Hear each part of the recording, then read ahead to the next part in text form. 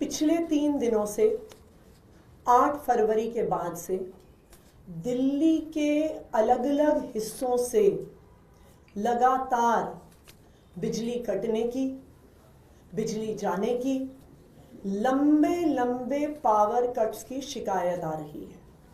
और ये दिल्ली के एक हिस्से में नहीं है।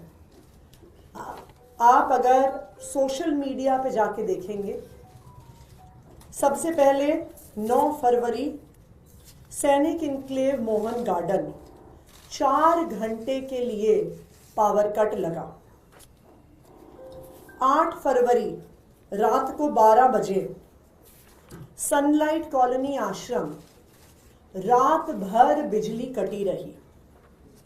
10 फरवरी राधेपुर ईस्ट दिल्ली में 2 घंटे के लिए पावर कट हुआ। 10 फरवरी विकासपुरी KG2 इलाका 4 घंटे का पावर कट हुआ। 11 फरवरी आनंद पर्वत रोहतक रोड 2 घंटे से लंबा पावर कट। 11 फरवरी मलकागंज एरिया 5 घंटे पावर कट हुआ। 12 फरवरी तिलक नगर 1 घंटा लंबा पावर कट। 12 फरवरी उत्तम नगर विकास नगर एक्सटेंशन रात भर बिजली गायब। और ये सबसे इंटरेस्टिंग, भारतीय जनता पार्टी के एक पदाधिकारी का ट्वीट कि संगम विहार इलाके में 6 घंटे से ज्यादा पावर कट हुआ।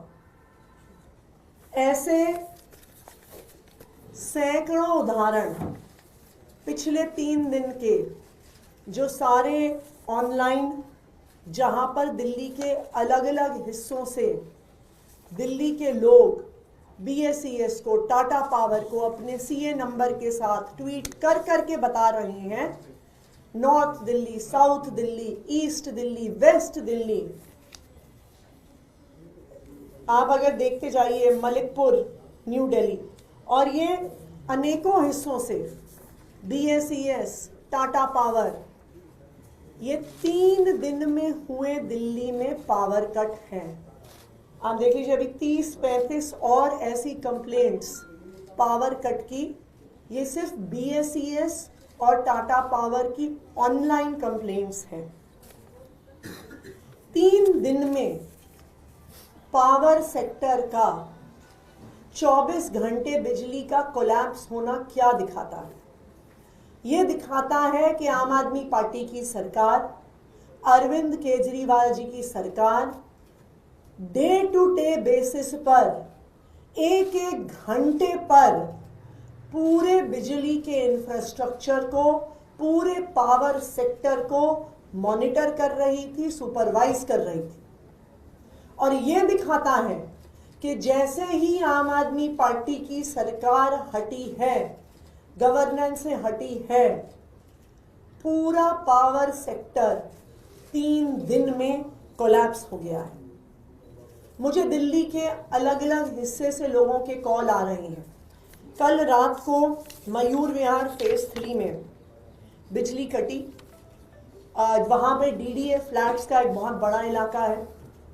मुझे आज सुबह वहाँ से कई लोगों के कॉल आए कि वो आज सुबह जाकर 10 साल के बाद इन्वर्टर खरीद के लेके आए हैं।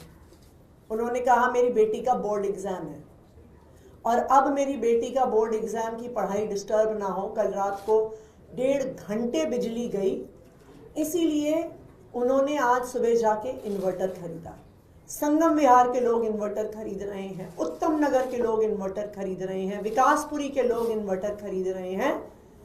बीजेपी की जीत के मात्र 3 दिन में कई लोगों ने मुझे कॉल करके कहा कि 3 दिन में ही हमें एहसास हो गया कि शायद हमसे चुनाव में इस बार गलती हो गई, कि आम आदमी पार्टी के जाते ही पता चल गया है कि भारतीय जनता पार्टी से सरकार नहीं चल रही।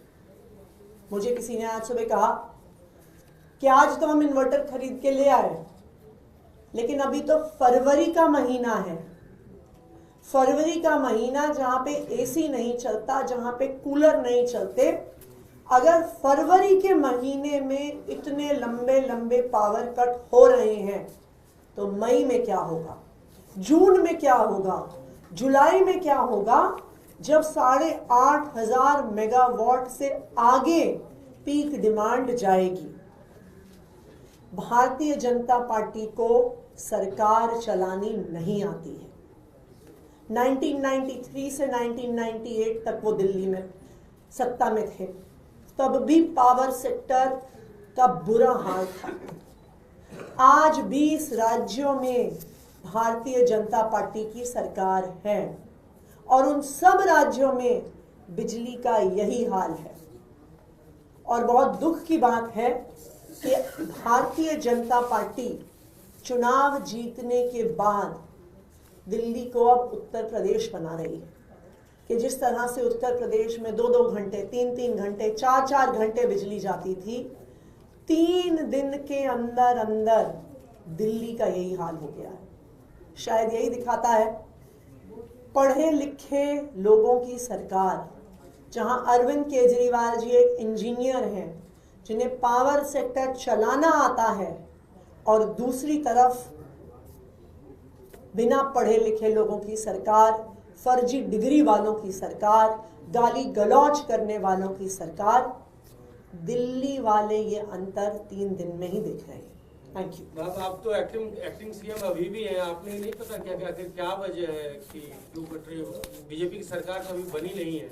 आपने देखा नहीं, 8 तारीख को ही काउंटिंग के समय इन लोगों ने ऑर्डर निकाल दिया था कि मंत्रियों के ऑफिस पे ताला लगा दो, मंत्रियों को, उनके स्टाफ को सचिवालय में एंटर ना करने दिया जाए, उनको कोई कागज ना देखने दिया जाए, उनको कोई फाइल ना देखने दी जाए।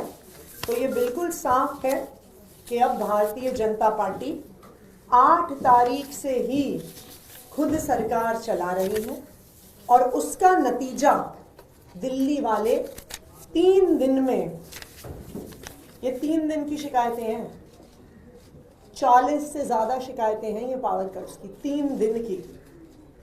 तो दिल्ली वालों को अब साफ हो रहा है कि भारतीय जनता पार्टी की सरकार लाने का क्या मतलब है।